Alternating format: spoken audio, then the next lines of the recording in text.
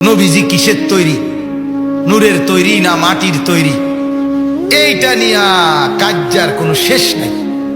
আশ্চর্য কথা, কি দিয়ে বানাইছে? মাটি দিয়ে না নূর দিয়ে বানাইছে?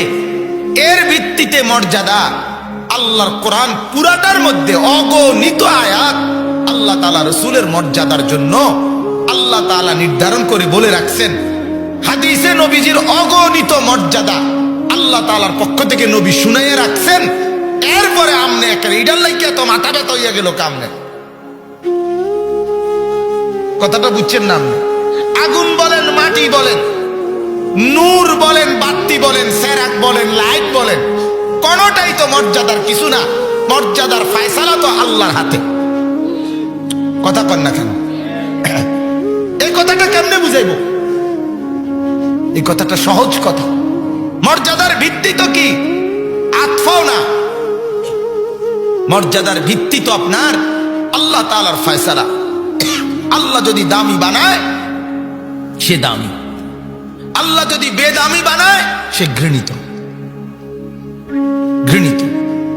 হযরতে বেলাল রাদিয়াল্লাহু তাআলা আনহু তিনি যখন মক্কা বিজয়ের সময় কাবা ঘরের ছাদে আল্লাহ রাসূল সাল্লাল্লাহু আলাইহি ওয়াসাল্লাম ওনাকে বলছিলেন, বেলাল কাবা ঘরের ছাদে দাঁড়িয়ে আজান দাও। হযরতে বেলাল কাবা ঘরের ছাদে উঠে আজান দিচ্ছিল। মক্কার কুরাইশ কাফেররা চতুর্দিক থেকে তাকাইয়া বলতেছিল, আহ মুহাম্মদ, চোখের সামনে আমগরে কি বড় বেইজ্জতিটা করলা।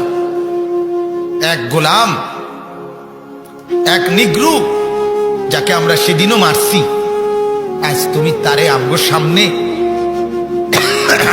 কাবা ঘরের ছাদে তুলে দিলা, কি করলা এটা?